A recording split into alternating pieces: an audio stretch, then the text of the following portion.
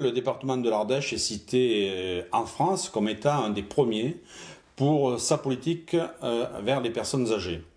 Alors cette politique, bien sûr, vers les personnes âgées, c'est donc tout un plan qui est mis en place et nous venons de rénover nos schémas départementaux, en particulier celui des personnes âgées, pour que les 5 ans à venir, nous améliorons encore ce qui est fait. Et pour ceci, bien sûr, nous utilisons l'allocation personnalisée, qui est une allocation versée par le département, moitié à peu près en établissement et moitié à domicile. Sur les établissements, ça engendre, il ne faut pas l'oublier non plus, à peu près 3400 emplois.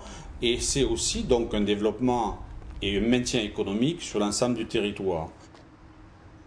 L'Ardèche est un peu un cas particulier puisque c'est un département dans lequel il y a un nombre d'établissements et un nombre de lits qui est à peu près le double de la moyenne nationale. Donc c'est un petit département mais qui est assez bien doté en établissements pour personnes âgées, en établissements médicalisés. Et donc depuis déjà, ça fait au moins 6 ans aujourd'hui, il y a eu effectivement une politique de médicalisation des établissements. Donc aujourd'hui, on a vraiment une capacité d'accueil qui est importante et qui est médicalisé, donc qui permet vraiment de prendre en charge les personnes dépendantes. Mon mari était en retraite, on habitait à la campagne. Et puis ensuite, mon mari a été fatigué, donc il n'a pas été possible de rester à la maison et nous sommes venus ici, tous les deux. Parce que je savais qu'on aurait besoin de soins, d'aide. Alors ne pas être isolé, se sentir en sécurité. N'avoir pas le souci des tâches matérielles. Et moi, ce que j'apprécie beaucoup, c'est le contact avec le personnel, parce que ce sont des personnes jeunes, évidemment, et on n'est pas qu'avec des personnes âgées. Donc les résidents ici vont et viennent, occupent leur journée comme bon leur semble. Bien entendu, il y a des horaires de repas qui sont fixés, il y a quand même une vie collective qui donne ses propres limites, mais qui n'est pas en soi des freins à la liberté des personnes. On est indépendant, on a un petit studio, donc on est tout à fait libre. Moi, personnellement, je peux sortir quand j'en ai envie ou quand c'est nécessaire. On a l'impression d'être des locataires, en quelque sorte, mais qui gardent bien leur indépendance, tout en étant bien aidés, bien soutenus. C'est un petit chez-soi. Puis nous avons beaucoup de visites de nos enfants, des amis aussi. Donc finalement, le temps passe quoi, assez bien. C'est normal cette période de la vie, hein? C'est pour tout le monde. Hein?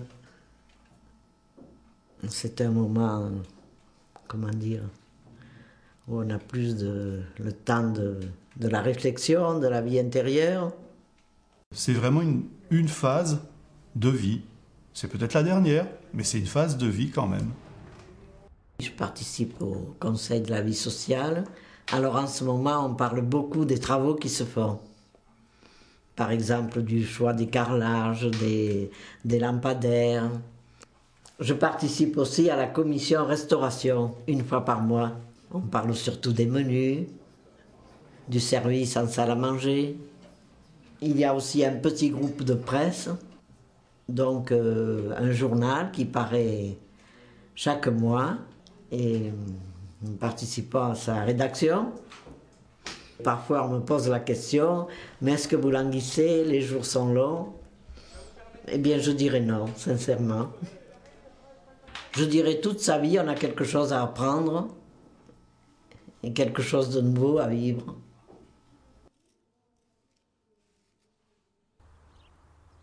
Ici, c'est vraiment un lieu de vie. Hein, et je crois que souvent à l'extérieur, on se représente trop facilement ces maisons comme des mouroirs. J'ai entendu l'expression. Hein, alors que vraiment, ce sont des lieux de vie où les anciens veulent vivre debout.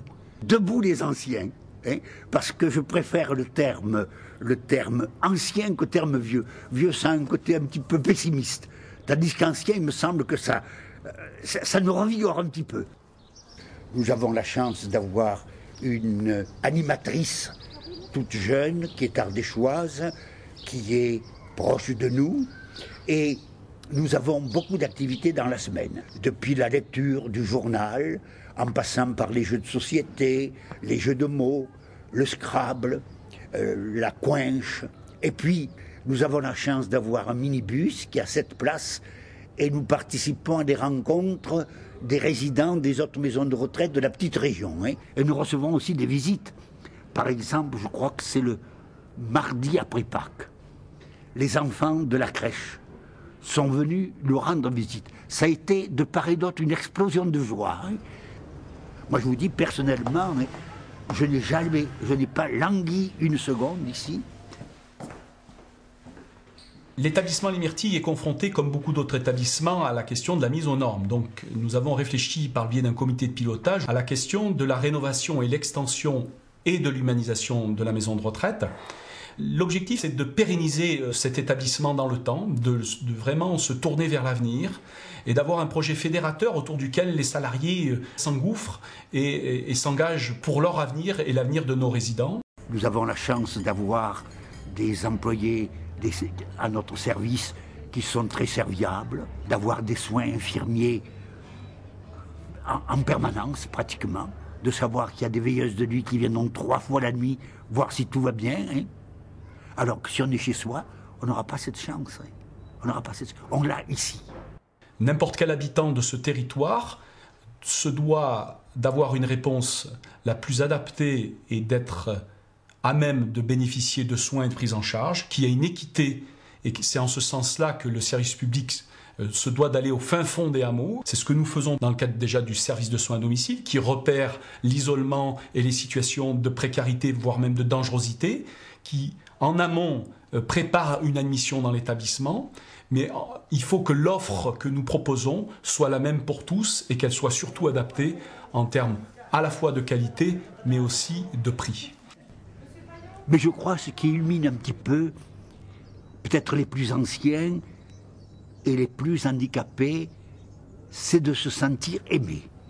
Pour ces personnes qui, après avoir une vie, je dirais, normale, à 70 ans, ou quelquefois plus tôt, ont eu un accident de santé, c'est bon de leur dire, mais la vie est toujours là, on est toujours en vie. Le département de l'Ardèche est engagé dans un effort très important au niveau des personnes âgées. Et je dois dire que cet effort, c'est bien volontiers que nous faisons pour faire en sorte que nos parents, nos grands-parents, nos aînés, qui étaient sur ces territoires, qu'ils ont aimés et sur lesquels ils ont vécu, eh bien, nous devons de continuer à les faire vivre sur ces mêmes territoires, en restant toujours dans cette vie culturelle, associative de notre société.